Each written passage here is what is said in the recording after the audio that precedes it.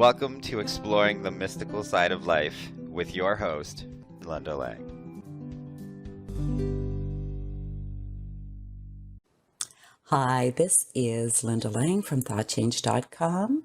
Here on Exploring the Mystical Side of Life, we are delving into topics of spirituality, metaphysics, mysticism, and a whole lot more. I have a real treat for you this week. I have Kerri Hummingbird, a soul guide, and she just happens to be the author of a really interesting book I'm reading right now called The Second Wave.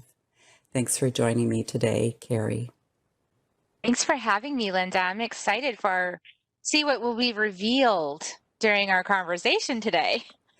Well, it's a really interesting title of this book.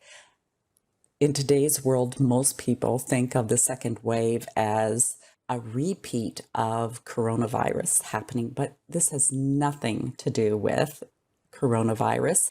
And perhaps you'd like to explain what the second wave is. Well, when I got the call to start writing this book, which was in February 2019, I didn't know what the second wave was. I got this message, this download, you're writing a new book. I said, great, what's it about? The second wave.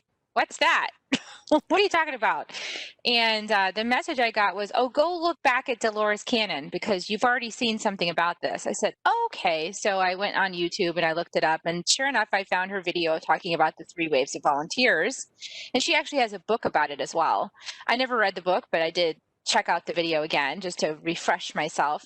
So this is from work that she did. She actually, in her lifetime, she passed away a few years ago, but in her lifetime, she actually invented this deep hypnosis technique, which her daughter is running a school to teach even to this day, called Quantum Healing Hypnosis Technique, QHHT.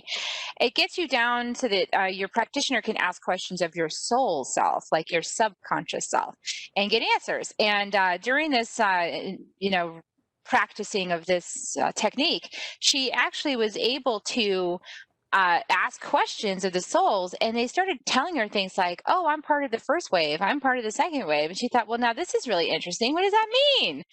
So I'm channeling the book about the second wave. And so the second wave of volunteers, these are all volunteers to the planet from other places, either volunteers who said, yeah, I'll do another tour of duty on Earth. It really is like a tour of duty. I'll do another tour of duty on Earth. Sure, I've been here a lot of times. I'll come back and do another one. I know what it's like there. And then there's other ones like who came and said, yippee, I'll try this thing out. This really cool opportunity to send human consciousness into the age of Aquarius. That sounds like a great thing. I'm very excited by that. So this is all by choice. So all of us that came as volunteers, we chose to be here, by the way. So if you're really regretting that decision right now, then hopefully you'll find some encouragement in this broadcast. The second wave are people, souls who we've either done this with other planets, we've either done this with other species, like we've got some experience with uplifting the consciousness of a species. We've already done this other places, and this is, of course, a unique opportunity. So it's, there's nothing like a human being. So, that's a totally different thing. So everybody gets to learn this time around. Now, this book, The Second Wave, is a channel book. You are expressing wisdom from White Eagle. For a while, I didn't know who I was working with. I knew I had very clear guidance, but I didn't know where it was coming from. And I was given names along the way. I was told White Eagle a number of times, but I just didn't get the message. You know how it is, like when you get these signs and synchronicities, and then other people even say things to you and you just don't get it. That was me. So at some point, I finally realized who it was. But I've been getting these signs. Like I remember one time, I think the furthest sign back was after I started my spiritual path. I was learning about drum journey, and I had discovered Sandra Ingerman has all those CD, like Soul Journeys CD of little 15-minute shamanic drum journeys. And I was in the bathtub. I like to take it in the bathtub, put my earbuds in, and so I had just taken one of those drum journeys. I was relaxing. And then in the space of nothing, all of a sudden it seemed like a periscope was coming toward me, and then getting bigger and bigger and closer and closer. And then the face and the inside was this Native American man, like medicine man chief with like the whole regalia, like the feathers and everything. And he came real close and then he said, "Open the suns in their hearts." And then he went away. I was like, wait a second, that's not enough information. Come back, like, what are you talking about? So this really cool thing. And I like, and then flash forward to later in my journey, I wanted to reconnect with my Cherokee ancestry because I have a great grandmother who is full-blooded Cherokee, but I never could connect with that because she could pass for white. So she left the people and she changed her name. And so that little trail, that connection was lost. And so I thought, well, I've done enough shamanic drum journey and I've been exposed now to shamanic healing. I figure, well, there's somebody that knows how to connect me to my ancestors, so I went to the Smoky Mountains and I went to the obvious tourist destination place for going to look for this kind of thing. And I went to the Cherokee Akanalofty replica village. And the first year I found nothing. The second year, I think I was more pitiful. And so I got connected with a man who actually connected me. He said, okay, I'll help you out. And he was only there for the one day. It's not interesting. The one day that I was there, he happened to show up and he was working a display. And through all this persistence, I got led to this man. And he said, okay, I'll see you outside. And so I'm like walking to the parking lot to wait for him. And all of a sudden I get this like softball size energy ball, like it's flung through the back of my head where my head meets my neck. And I feel it spreading through my whole brain and expanding everything. And I have to sit down because I'm dizzy, like this is a very new experience. Really, I was seeing the trees breathe. It was really trippy for like a while, and I was on no drugs or anything. It was just this ball of energy came in. I now know that that's the mouth of God. And so that's the place where your ancestors can enter you. And this ancestor entered me and I started working with this ancestor. Some people call this a walk-in, I guess, but it's not a complete walk-in. He didn't like take over my being. He came in and merged with me. So he's merged his consciousness with mine. So he helped me to heal my issues of not honoring and respecting myself as a woman, and through many, many, many, many lessons, and to also get quiet in my mind because just be like too much thinking going on. And then also I would help him heal because as soon as he integrated with my being, he started coming into form. All of a sudden I started having memories of the Trail of Tears. I started remembering it from a personal perspective. And I was on the Trail of Tears. I remember like seeing the hardships and experiencing the hardships, seeing people die that I cared about, and feeling a tremendous sense of responsibility for feeling like I had led people to the decisions that were leading to this event, that I had this tremendous responsibility for it because I was the peace chief and I was advocating for peace, and peace has led us here.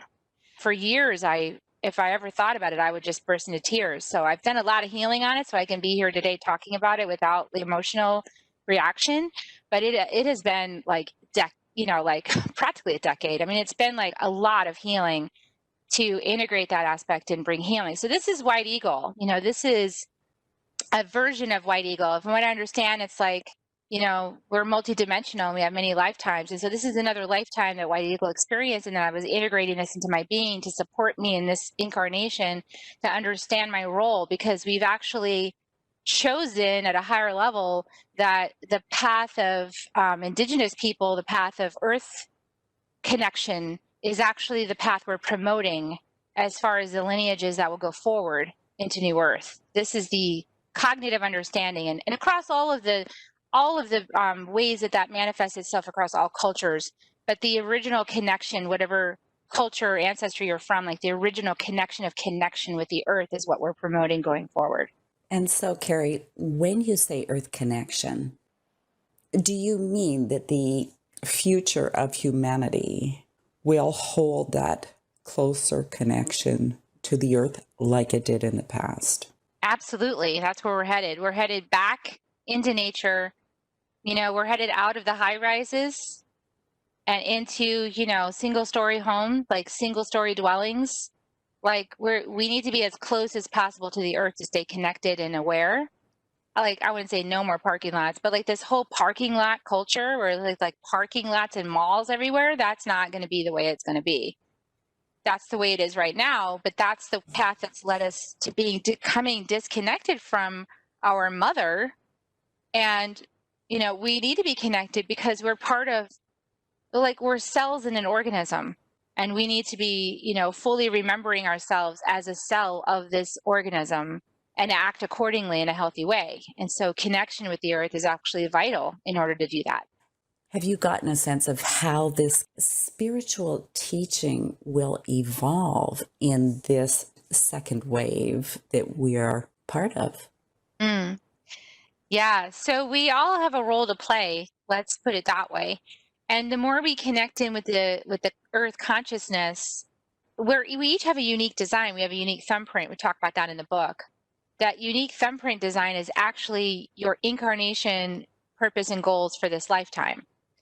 And the gifts that you come. So it's sort of like you slid into an avatar and, you know, a thumbprint suit, and you have all of these gifts and things to unlock inside your thumbprint suit. And all of those are useful for the collective once you fully embody them and express them. And so then when you're tapped into the earth consciousness, then you allow the earth consciousness to direct you exactly where you need to be for maximum usage of your gifts, for maximum service. And of course, maximum fulfillment, because when you reach this state of consciousness, it's extremely fulfilling for your gifts to be in service and to be appreciated and wanted, you know? So we all are appreciated and wanted with our gifts. And so we all have a different role to play in order to facilitate that. For a long time, it used to really irritate me because I'd be like, I can see like perfection. Like in my design, I can see what perfection is. And then I can see the gap between where we are and where the perfection is. And I'm like, why can't you people see it? Well, because I'm meant to see that, you know, so there's others like me who also have that gene key. And that's a unique gene key. Not everybody sees that because, you know, then I wouldn't be special and be helpful, right? So everybody has their own special gifts. I think there's going to be people that are intended to be messengers. I know I'm a messenger. I'm also a teacher, but I'm a messenger in a bigger sense. So you're a messenger. You've got a platform. You've got a podcast. There are people that are meant to be messengers, and then those people are like little lighthouses that other people can come to and then either fold into a community there or get redirected someplace else with people that don't like to be messengers. They're not designed to be messengers, but they're really good teachers. So it just depends, you know? So it takes a lot, as you know. I mean, it's a big journey to a spiritual awakening. This is not a tiny little easy button journey. This is a significant journey. It takes hand-holding. It takes consistent effort. It takes a teacher who can be present with you. And as such, as the teachers, we can't handle more than like, you know, maybe 30 a year. Like it's kind of limited, like the people we can actually guide on this process in an effective way is a pretty small number of people. It's not a large number of people. So, you know, we have other offerings, like that's why I gear my other offerings to, you know, people that are not quite ready to go into the full program. They've got to have something to start with, right? So it's a funnel. People that are ready are on the outside and the periphery and getting what they need. And then as you come closer and closer and closer, then you get into the heart of it. You get the juicy stuff, but you got to commit. But it takes a while to commit because of all the layers of human crust that get built up around your heart and make you forget who you are and what you're really supposed to do. In the book, you call it earth amnesia, that we really forget our divinity, our gifts, our purpose. What kind of tips do you have to help people wake up? There's so many people who want to know their purpose and want to, you know, get on that path. There's no hiding. That's the first thing I want to say. Like, there's no hiding at all. So Mother Earth knows every thought, every feeling, everything about you. You can't hide anything. Even the thoughts that you don't really want to have, but they keep showing up and you're apologizing for them. She knows everything, like all of it. So you're not hiding anything. And your guides know too, because the whole thing is psychic. Everything is psychic.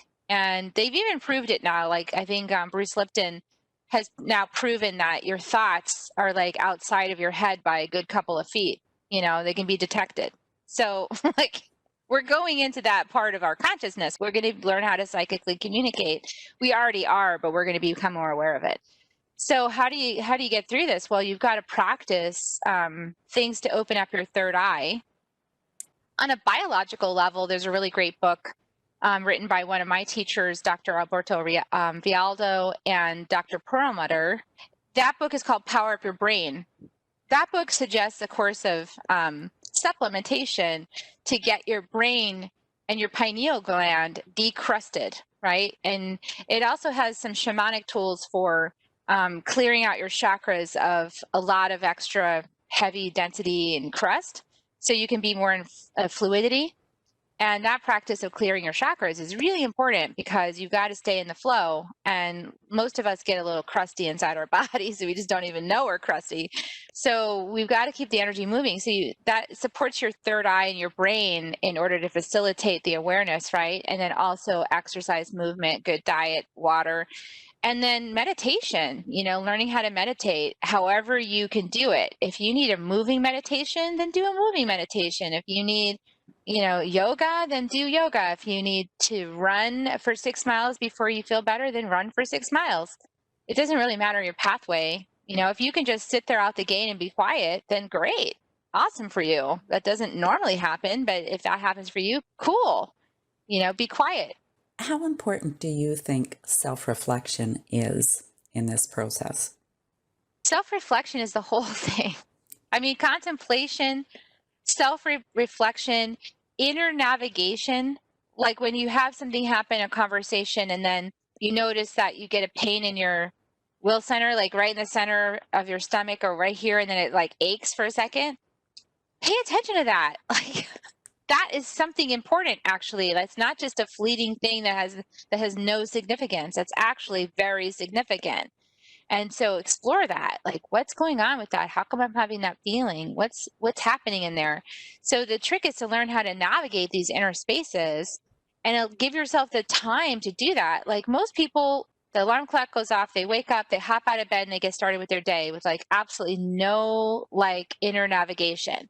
What I do is the alarm goes off and then I've got to like linger in that space for a while because I'm like assessing, I'm navigating, I'm checking myself out on the inside, I'm seeing what I'm feeling, like what were the dreams that were coming through, how are those feeling in my body, what messages do I have for today, what's my heart saying, and I could be there for an irritatingly long time just because I'm still in that inner inquiry. I'm not ready to get up yet. That's how I do my meditation primarily.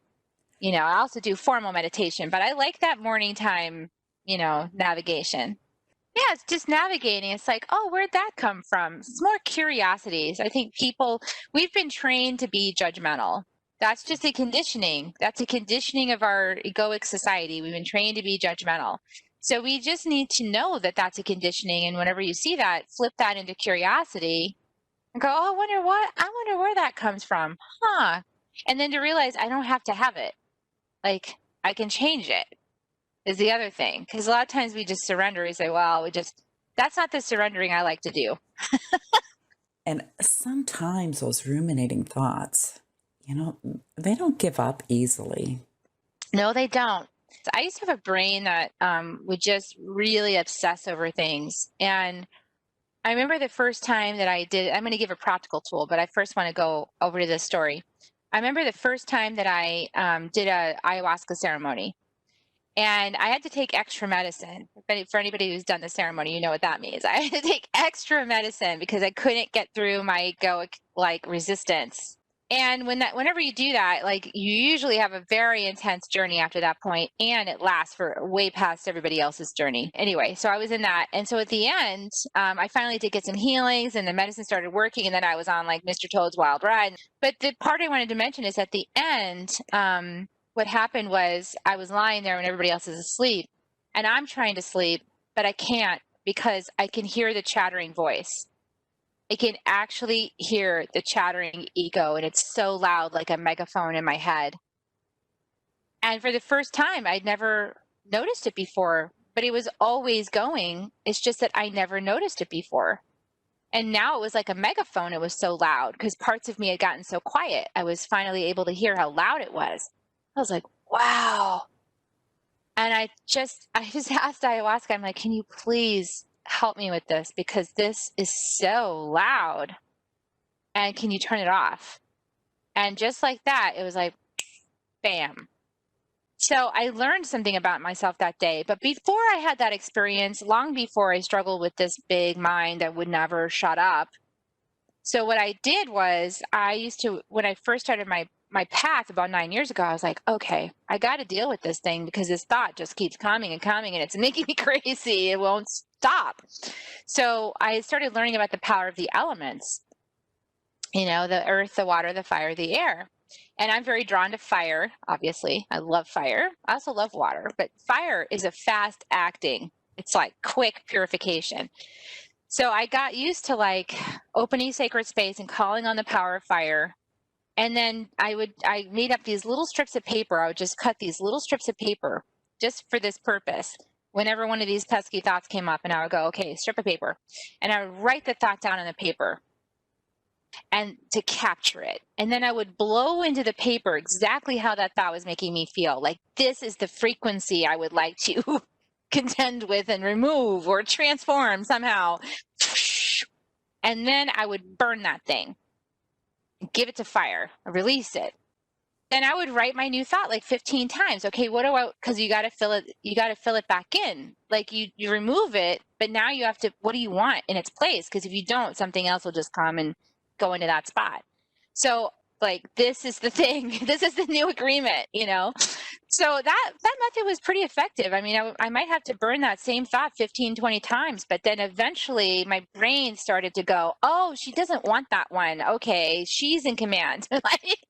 I was just given a little exercise that worked amazingly for one of those ruminating thoughts that was preventing me from actually falling asleep.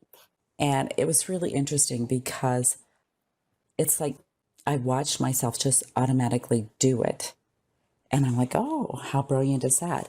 And it was very simply to, your thoughts are going on. And I heard myself say, Linda, step into the light. And then I would be surrounded by light and it would be peaceful. And all of those thoughts stopped. I maybe had to do that like 3 times, but not right away. I'm going to take that little exercise and I'm going to make good use of it whenever I find myself in a situation that I'm judging. I love that. It's so simple. And now since all of this, I've also been studying Paul Selig's work, Selig. I love Paul. His work is amazing. And the guides that work with him, I'd have to say, he's a really good channel. He always is telling us, I'm just a channel. He has a really great thing now that they do of going to the upper room. So I'm quite a ways down the teaching. So if this is your first time hearing about it, you really should start at the beginning. But this is far down the teaching. It just came out with this year, is about going to the upper room, like lifting all that you see before you to the upper room. So I started doing that with these situations in my life that I just feel like are, I've got judgment about them. Like there's a lot of things that I feel like probably should have judgment about, but I'm like, okay, even those things, I think I should have judgment about that because that's just plain wrong.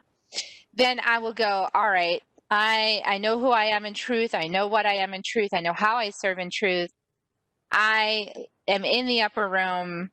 I've come. I'm in the upper room. I lift all that I see before me to the upper room, and behold, I make all things new. And then I just sit back and I wait for the new impression.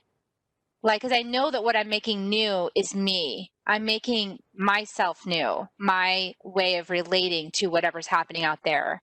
I'm making this new. And what he often talks about is that we want to elevate human consciousness, but we're not going to be able to do that through judgment, shaming, and blaming. Like that is the old paradigm. So it doesn't work that way. And so it's more like a trusting that as I accept and surrender to these things in my purview, things I'm witnessing, and I lift it to the upper room, that magically now somehow those things change or the frequency changes, and then the elevated frequency of the upper room, probably those things aren't going to happen. It's not resonant. One example I can see why that might be true, Linda, is that if we're all psychic in the next place in the upper room, after we've, sort of moved through this bump we're going through right now, if we're all psychic, then there really isn't any more lying, is there? You wear your secrets. You might think no one knows, but their energy system communicates with your energy system. You know, the angels know, the guides know, Everybody knows. everybody knows. That part goes away, right? So, like, we won't actually have some of these horrendous things happening because everybody knows. You can't deny it or lie about it anymore. So, that vantage point, when that message came through, had helped me to accept this practice that Paul Selig is teaching. I was like, okay, I'll go with that.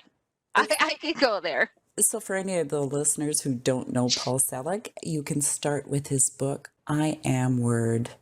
It's powerful, and you can get the audio. I like the audio version because then you can hear the resonance through his voice as he speaks it. It's pretty great. I like the written one, but I can feel it working on my energy field. So I can only read a few pages at a time. It works very quickly. Yeah. It's amazing. Why don't you share your contact information, your website, and your book? Absolutely. So the book is called The Second Wave, Transcending the Human Drama, and it can be found on Amazon. And you can go to my website for more information about me and my programs.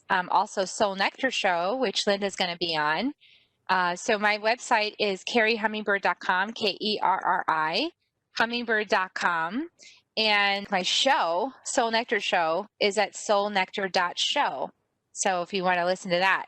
Yeah. Perfect. We'll put lots of links in the show notes for everyone, easy access.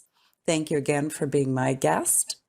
And thank you for listening to this week's episode of Exploring the Mystical Side of Life. You'll find us on YouTube, Apple Podcasts, Spotify. Come and visit me at thoughtchange.com and see what energy medicine can do for you. Bye for now.